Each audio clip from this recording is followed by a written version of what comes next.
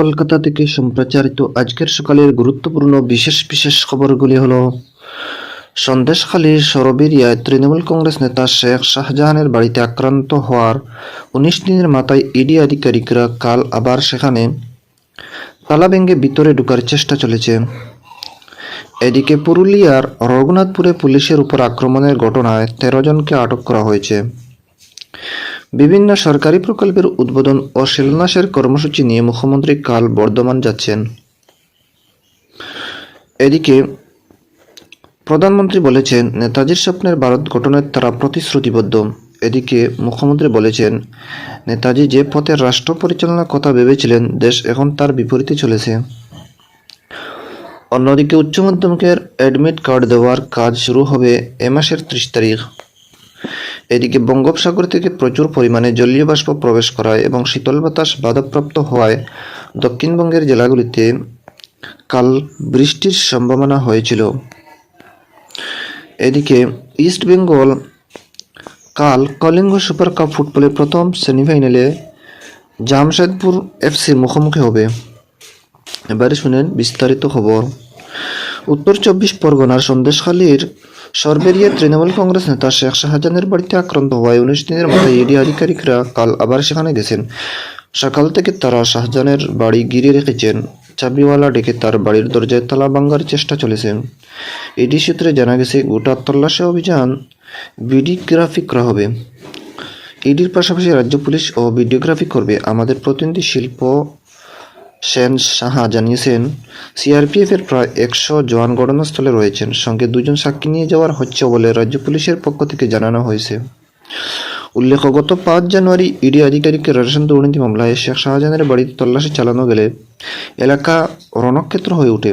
ED আধিকারিকরা আক্রান্ত হন। এই ঘটনায় পুলিশ কয়েকজনকে গ্রেফতার করলেও মূল অভিযুক্ত এখনও শাহজাহান অধরা। অন্যদিকে পুরুলিয়ার রঘুনাথপুরে পুলিশের উপর উত্তেজিত জনতার আক্রমণের ঘটনায় ১৩ জনকে আটক করা হয়েছে।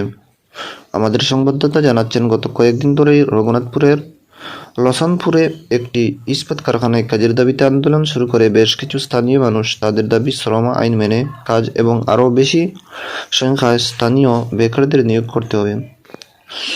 সোমবার অবস্থান বিক্ষোভ চলার প্রেক্ষিতে কাজ বন্ধ হয়ে যায় কারখানা। পরিস্থিতি দেখে প্রশাসনের পক্ষ থেকে বিশাল পুলিশ বাহিনী নিয়োগ করা হয় এলাকায়। এদিকে গতকাল পুলিশের সঙ্গে স্থানীয় মানুষের সংঘর্ষ বাধে।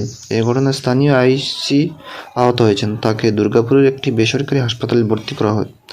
এই ঘটনার পর এলাকার ব্যাপক অভিযান চালায় পুলিশ। জেলা পুলিশ সুপার অভিজিৎ বন্দ্যোপাধ্যায় জানিয়েছেন, মোট ১৩ জনকে আটক করা হয়েছে। তাদের জেরা করা হচ্ছে। যারা পুলিশের উপর হামলা করেছে তাদের গ্রেফতার করা হবে। এদিকে জলপাইগুড়ি জেলার বানারহাট ব্লকের দেবপাড়া চা বাগান বন্ধ হয়ে গেছে, ফলে কর্মহীন হয়ে পড়লেন প্রায় ১,২০০ জন শ্রমিক। এদিকে গতকাল কাজে যোগ দিতে গিয়ে বাগানের শ্রমিকরা দেখেন অফিস বন্ধ, দেখা মেলেনি কারোর। এমনকি উপস্থিত ছিলেন ম্যানেজারও, আসেনি অন্য আধিকারিকরাও। দীর্ঘক্ষণ বাগান গেটে দাঁড়িয়ে থেকে খোঁজাখুঁজি করার পর তাদের সন্ধান না মেলায় বুঝতে পারেন কোনোরকম নোটিশ ছাড়াই পালিয়ে গিয়েছেন বাগান কর্তৃপক্ষ। অন্যদিকে উল্লেখ্য, দীর্ঘদিন বন্ধ থাকার পর গত বছর ২০ জুন এই বাগান খুলে এরপর বিভিন্ন দাবিওয়াদা নিয়ে গত নভেম্বর মাসে থানা ঘেরাও এবং সড়ক অবরোধ করেছিলেন শ্রমিকরা। তাদের অভিযোগ, নিয়মিত পারিশ্রমিক দিচ্ছে না বাগান কর্তৃপক্ষ। এদিকে পশ্চিম বর্ধমানের আসানসোল পৌর নিগমের ২৮ নং ওয়ার্ডের জাহাঙ্গীর মোল্লা এলাকার প্রায় ১০০ জন সংখ্যালঘু সম্প্রদায়ের মানুষ গতকাল বিজেপিতে যোগদান করে। এলাকার বিধায়ক বিজেপি নেত্রী অগ্নিমিত্রা পাল তাদের হাতে দলীয় পতাকা তুলে দেন। তিনি অভিযোগ করেছেন, বিজেপিতে যোগ দিলে তাদের সব রকমের সুবিধা থেকে বঞ্চিত করা হবে বলে শাসক দলের হুমকি উপেক্ষা করেই স্থানীয় বাসিন্দা তাদের দলে যোগ দিলেন। এদিকে লোকসভা নির্বাচনের আগে দলীয় সংগঠনের মজবুত করতে তৃণমূল কংগ্রেস বীরভূমের কোর কমিটি ভেঙে দিয়েছে। দলের প্রধান মুখ্যমন্ত্রী মমতা ব্যানার্জি কাল কালীঘাটে তার বাসভবনের নেতৃত্বের সঙ্গে সাংগঠনিক অবস্থা নিয়ে পর্যালোচনা বৈঠক করেন। সেখানে কাজল শেখের নেতৃত্বে থাকা ৯ জনের কমিটি ভেঙে ৫ জনের নতুন কোর কমিটি তৈরি করা হয়েছে।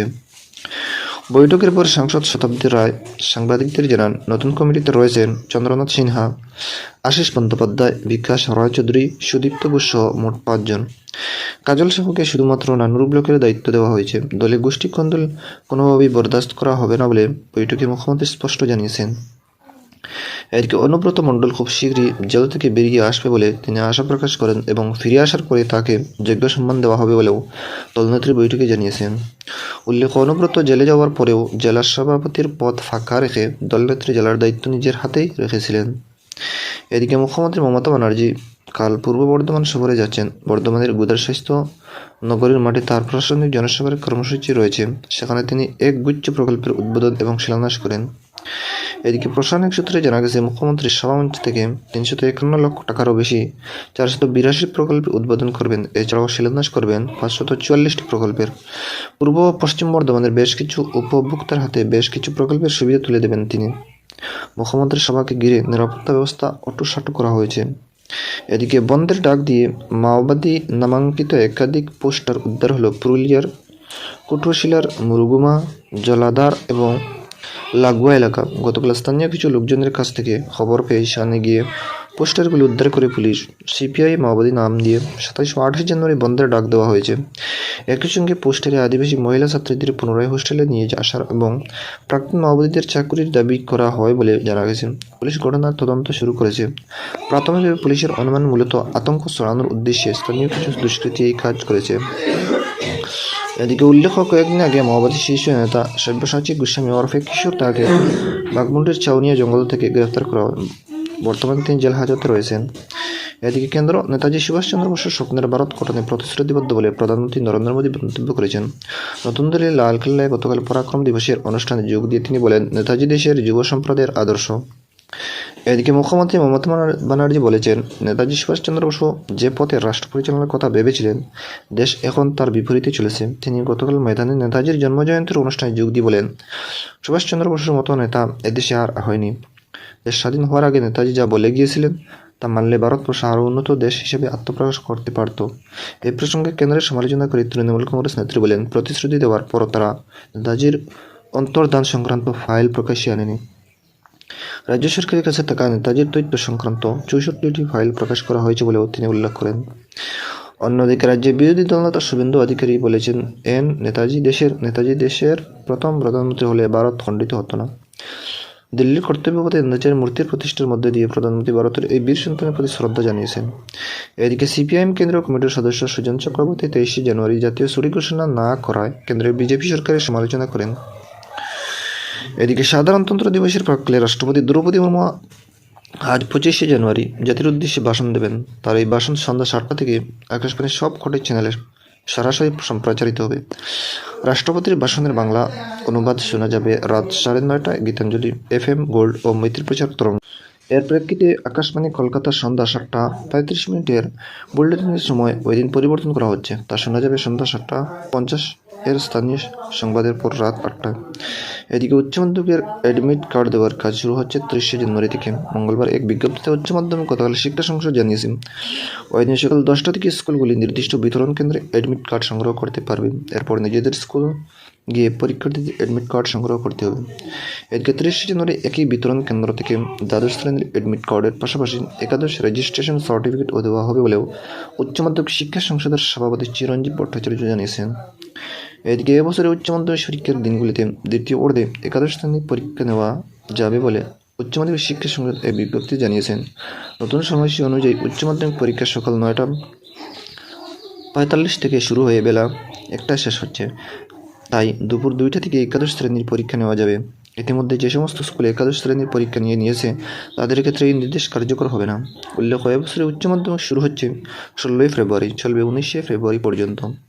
এদিকে বঙ্গোপসাগর থেকে প্রচুর পরিমাণে জলীয় বাষ্প প্রবেশ করায় এবং সংলগ্ন ঝাড়খণ্ড ও ছত্তিশগড়ের শীতল বাতাস বাধাপ্রাপ্ত হওয়ায় দক্ষিণবঙ্গের জেলাগুলিতে কাল বৃষ্টির সম্ভাবনা। আলিপুর আবহাওয়া দপ্তর সূত্রে জানা গেছে, ঝাড়গ্রাম, দক্ষিণ ২৪ পরগনা, পূর্ব ও পশ্চিম মেদিনীপুরে হালকা থেকে মাঝারি বৃষ্টির পূর্বাভাস রয়েছে। কলকাতা, হাওড়া, হুগলি, উত্তর ২৪ পরগনা, পূর্ব ও পশ্চিম বর্ধমান, বাঁকুড়া ও পুরুলিয়া জেলাতেও হালকা বৃষ্টি হতে পারে। আলিপুর আবহাওয়া দপ্তরের অধিকর্তা গণেশ দাস জানিয়েছেন।